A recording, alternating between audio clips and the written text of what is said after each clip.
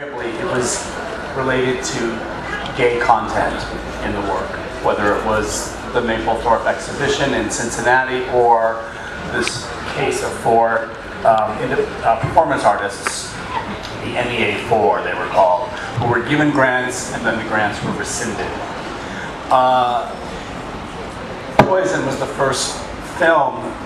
Poison received a grant from the National Endowment for the Arts. And so that's why it became part of this debate. And when it won the grand prize at the Sundance Film Festival, there was some articles in the trades about the gay film that won the prize at Sundance. And Donald Wildman of the American Family Association, a conservative group in the U.S., still exists today. I think it's a different name. He basically made a claim to senators and congressmen that, you know, American tax dollars were going to fund a film about gay rape in prison. He had never seen the film. He had just read some review of the film.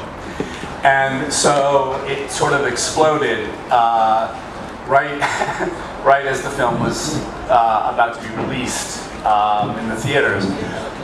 Our publicists were a little bit delighted by the attention that this small, otherwise, you know, possibly, you know, minor film was receiving. It got headline news coverage on you know, the network television, and I found myself being asked to go and appear on TV and debate the Republicans about the value of public arts financing. Ultimately, I think they actually made the film available for senators and congressmen to see in Washington, D.C. So there were public screenings of Poison in D.C. And the Washington Times, a conservative newspaper, had headlines that called me. I probably will never get a better headline in my life. The Fellini of fellatio. And one senator's wife came out saying, "It made me want to bathe in Clorox," after seeing the film. So this became the sort of initial debate about the film. Of course, the film was meant to raise questions about what was already happening about the panic around homosexuality and AIDS in the United States.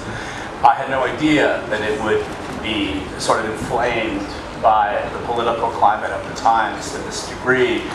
But at least when I came to Europe with Poison, I felt like the film could finally be discussed on its own terms as a film. And I was it was still a controversial film. It divided audiences, but that was entirely, you know, apropos to the kind of film it was and the kind of strategies it took as a narrative. So I was thrilled to come to Locarno and actually begin to discuss the film as a film by film, case by case, and so every film sort of is its own sort of story of how I derive what actors should play the role. I'll mention two examples.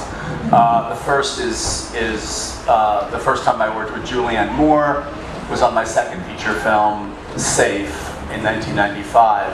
Now this was a script that I'd written after Poison, very, very different from Poison. That took us several years to get the financing for many reasons. It was a difficult subject. It had none of the sort of earmarks of what had then been defined as the new queer cinema. It didn't have gay themes, you know, handsome, sexy guys in the story. It was about a domestic drama of intense repression and about illness, about what I was interested in, this idea of environmental illness and the kind of metaphoric weight that it carried. It was still in many ways, a film about AIDS, but I was taking a larger detour in how to describe questions about illness and culpability, the way we often cope with illness by finding reasons to blame ourselves for how we get sick. And this was definitely something that I felt was evident in the AIDS epidemic. But the character of Carol White was meant to be this woman who was, you know, the perfect housewife, or at least living in the ideal American middle class, upper middle class setting, but who really had no sense of who she was, and was almost an invisible cipher. And I thought it would be somebody who you might meet at a party one night and absolutely have no memory of the next day. And this is, of course, a very atypical kind of person to build a story around or a film around. All the more so, it was a very challenging role to embody by an actor. But we also needed somebody who was maybe kind of on the rise, you know, who could help us get the financing. We were just trying to put together $1 million to finance the film. But every cent meant something. And Julianne Moore had just appeared in Robert Altman's film Shortcuts, and there was a great deal of word on the street about her talent. And I saw an early screening of Shortcuts and was very impressed. But this was such a specific role. And she somehow got the script. And she read the script, and she said, I won't put words in her mouth, but she really responded to the work and felt like she had an idea of who this character was and how it could be played. And she agreed to come and read for me. And she said, look, I'm just going to read for this guy, and if it's off, then that's that. But I'll just give it a shot. And she came in the room, and I met her, and she read these lines, and I was just astounded by this specificity, this sort of a voice that I'd never heard her, you know, perform again in any other role. That she, from, you know, Southern California, this sort of thin voice that kind of was an upbeat that ended every sentence in a little question. I'm okay. I know, I'm okay. But utterly compelling. And all of a sudden, what was perhaps a conceptual idea on the part of my writing and my concept was materialized in the role of this, in the interpretation of this actor. And I was astounded. And I think anyone who's seen this film, I think it's a film that you like a lot. That's my favorite. I let you drop that. But it's a film that I think still feels relevant, still feels like it speaks to the culture that we live in today and the issues that we confront today. And it is so utterly due to this performance. It's impossible to imagine that film working without it. Because what Julianne has always been able to do is balance between giving you information as an actor and holding back information, holding something back that makes the viewer lean in and fill in and play a role in interpreting the film. And this is true in a variety, in infinite ways in every role I've seen her play on film. So we have continued to work together over the years. Now she's somebody who I consider as a part of my family and my personal history, and I think she feels the same way. I still there's still something enigmatic and ineffable about what she does and how she does it in her work as an actor. And I don't know that there is a more perfect actor of the medium of film that I can think of working today, living today.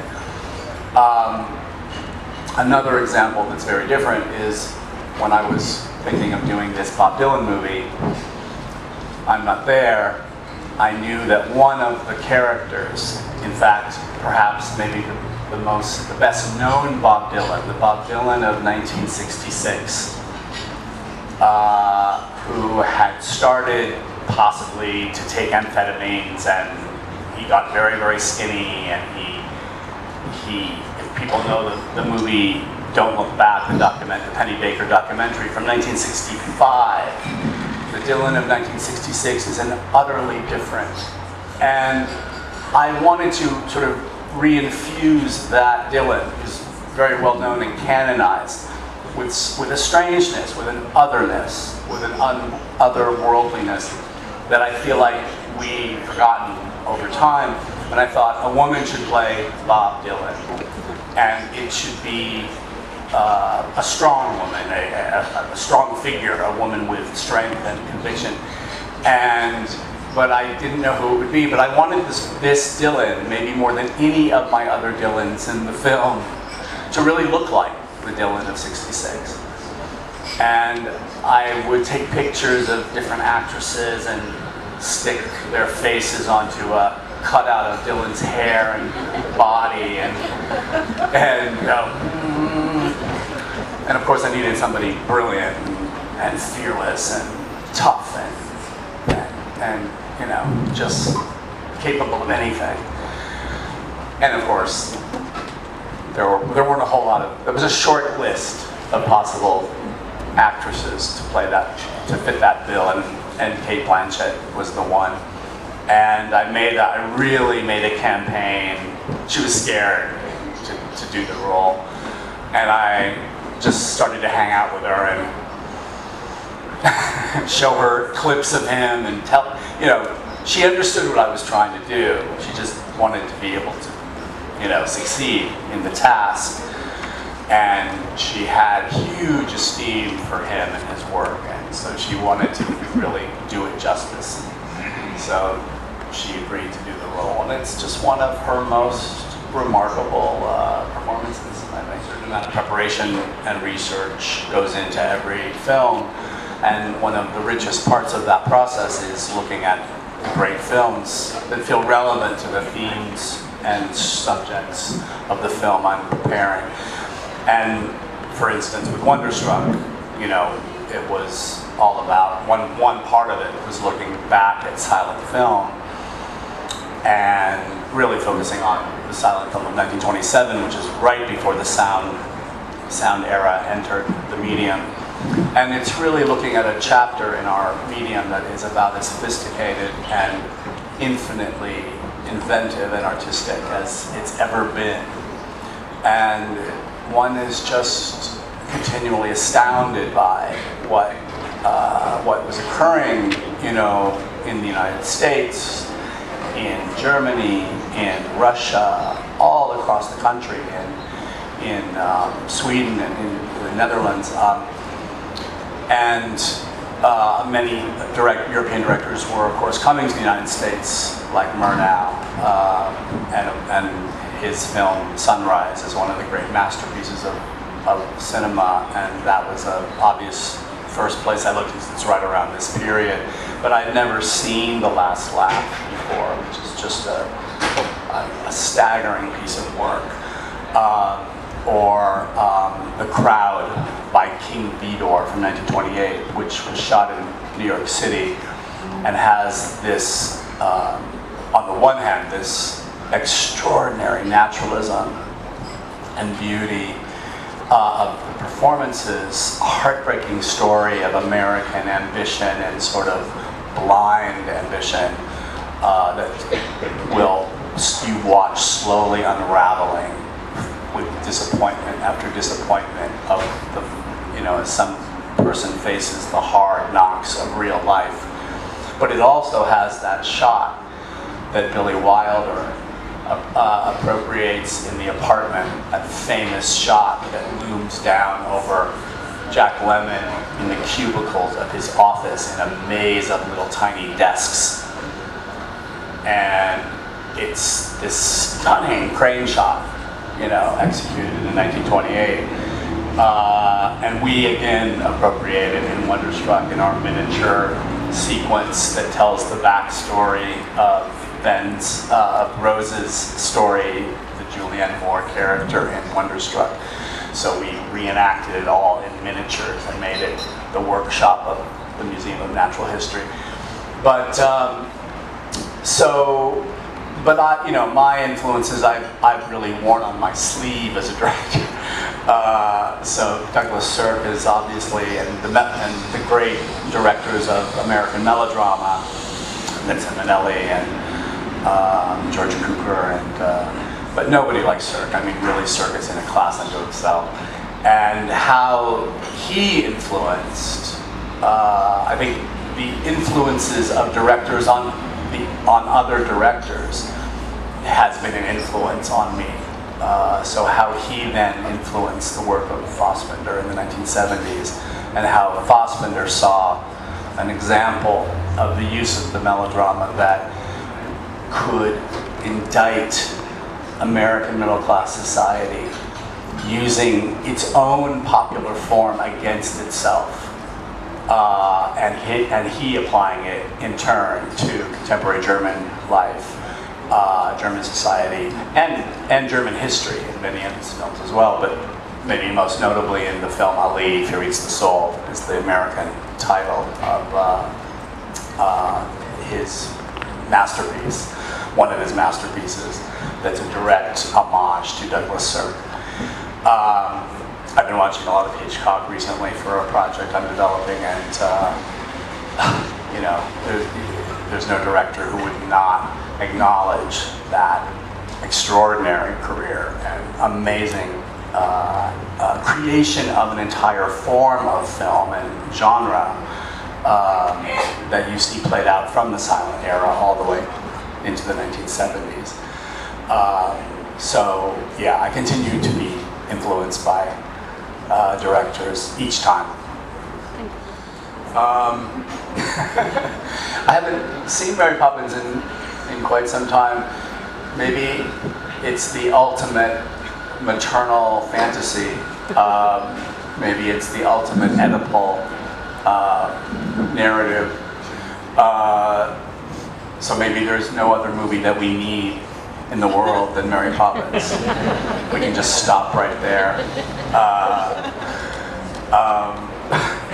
You know, I think partly the impact it had on me was that I was 3 years old, and it was the very first movie that I saw. And so it was my encounter with the medium of film. And it had some strange psychotic effect on me, where it just penetrated my being. And it elicited an obsessive, creative reaction to it. But again, this is before DVDs and VHS, and you know, children can see something once, and movies have that possibility where every frame is sort of emblazoned on your DNA. I can speak most specifically of my experience doing the miniseries Mildred Pierce, which was my only experience with serial dramatic form. And it, of course, offered all these different kinds of challenges and opportunities in how to tell a story over time. It's quite different from the sort of monster of unlimited series today, or even limited series, which go on and on and on, and where I guess you're mostly interested in a hook that makes the viewer want to check back. You have to sort of create an addiction to the narrative, language, storyline that is going to almost like a consumer project where you want to get the consumer hooked and make them check back again and again and again. And this is not new, of course. There's been serial franchises of movies from westerns and from the beginning, and there's been the soap opera, and there's been television that does the same thing. Dramatic TV does the same thing. I think it's always an interesting balance when it's done well. I think there's that interesting balance where it's about the component and the continuum, and it's about the uniqueness of a single episode that might have its own theme and character, but it still has the same actors and characters that play out over time. I think when you feel like good, interesting television series are aware of both the vertical and the horizontal, I guess, demands of the storytelling. You feel like they're considering all aspects of the narrative process and making the use of serial in the most interesting way. With Mildred Pierce, it was really an opportunity to extend, obviously, over time, but it made great sense to us that it was the only way to really do justice to this novel, Mildred Pierce by James M. Cain, which had been condensed radically in the Michael Curtiz film with Joan Crawford, the 1945 movie, and again, to James M. Cain's chagrin, turned back into a criminal story, crime drama, when he was setting out for once to depart from crime novels and write a social history of a middle-class woman's plight of a middle-class woman, his own Madame Bovary, if you will, and of course Hollywood comes in and, on the strength of Postman Always Rings Twice and Double Indemnities, the success of those films from his previous novels, great novels, and great films, they wanted to no, we gotta have the murder in there, so let's keep it in the James M. Cain vernacular, and they really changed what the book was. And what was so interesting about that book to us is that it spanned the entirety of the Depression era. And it was really about the Depression years, something you don't feel up front in the movie version of Mildred Pierce, which feels very much like a 40s film with Joan Crawford's shoulder pads framing the shots. And it's a film about class and how class interacts with the domestic struggles, particularly between mother and daughter. And there were themes in the book that never entered the film version that we wanted to have the room to explore, and also to feel like you really marched through that entire decade. The story begins in 1929 and ends in 1941 in the book, and that's what we did with our drama. But I'd like to do more of. I'm interested in returning to, when it seems suitable to the material, the story that you're telling, when a longer form serial format makes sense. It's definitely something I'm interested in pursuing. That is that even just in the category of professional actors, every actor is unique. Their own method for how they work, how they prepare is unique. How they train is unique. And so I think what's always important is to have the flexibility and the openness to treat each actor as a new relationship without any sort of expectation, as much as possible, and give them everything they need. And I often have a lot to give them, particularly sharing my research, and for all the Dylans in I'm Not There. It was, I think they all really dug it. They all enjoyed it. But I'd give them little packages of all the images of Dylan that were relevant to their story, their Dylan. And I made little music mixes for each character that was the music that reflected that chapter of Dylan's life and story. So, and I think when you give actors stuff like that, and this was true for Velvet Goldmine, I remember giving Ewan McGregor and Jonathan Rhys-Meyers really cool, glam rock, little handmade, packages of research. And when you're drawing from real life people, that's incredibly useful to an actor. And also the clips, and there's nothing like the archival material, obviously, when you're looking at Bowie performing in 72, or you're looking at Dylan performing in 66, or whenever it is. All of that stuff is useful to actors, or even and listening to the meter of their speech. And I remember Christian Bale really, and Ben Whishaw, really, internalizing and paying such acute attention to the kind of pattern of speech of Dylan and the way it would change over time too. I think you get a lot of insight into a character through physicality, through very concrete, specific information that actors make great use of. But in the same spirit, I think it's important to treat non-actors the same way and feel like they are their own, incorporated. They have their own integrity. They have their own,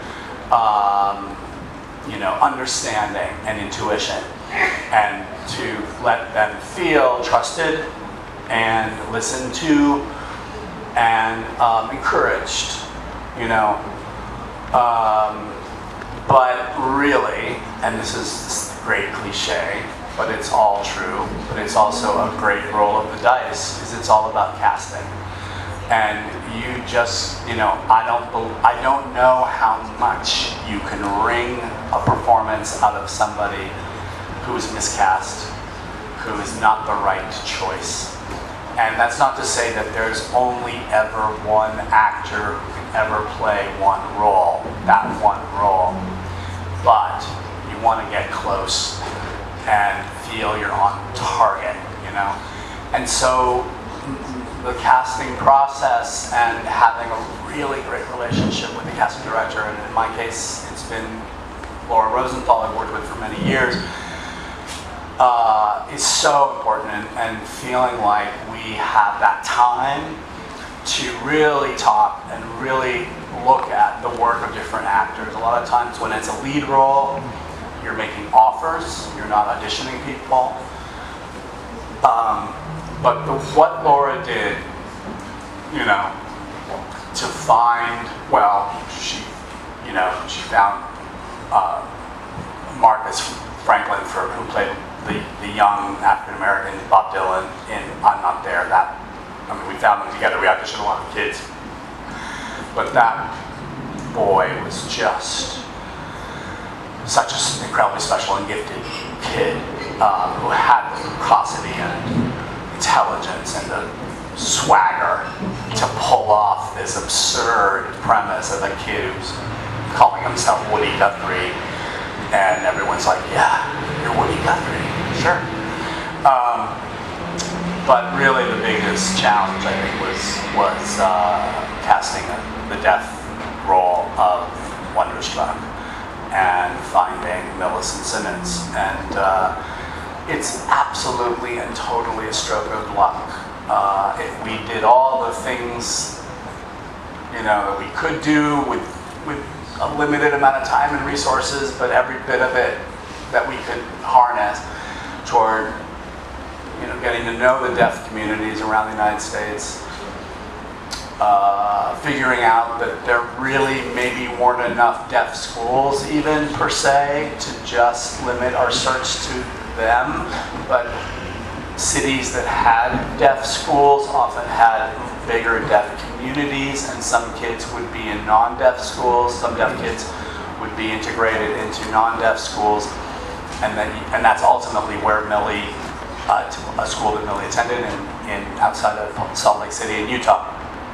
And it was bulletin boards on, in hallways outside English classrooms, and teachers would say, "Oh, I just saw this notice. You might be interested in sending in a tape for this film. They're looking for a kid."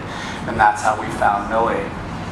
And, but again, I think Julianne Moore, when she saw Millie and she saw something just, again, that you can't teach, that you can't direct, that you can't even anticipate. Her mother adores her and still wouldn't know that Millie had the fortitude and the intuition and the conviction to trust. I think it's about trusting yourself, that again, you don't need to tell too much.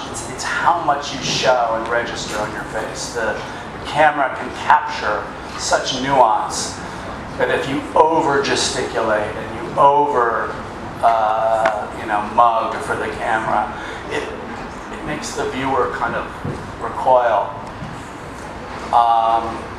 But if you just find that balance where you're giving them enough information that solicits their interest and their investment and makes them the person that completes the performance.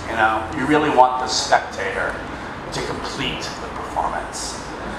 I don't know how this 12-year-old non-hearing girl who'd never acted in her life except in, classrooms or something, or at home,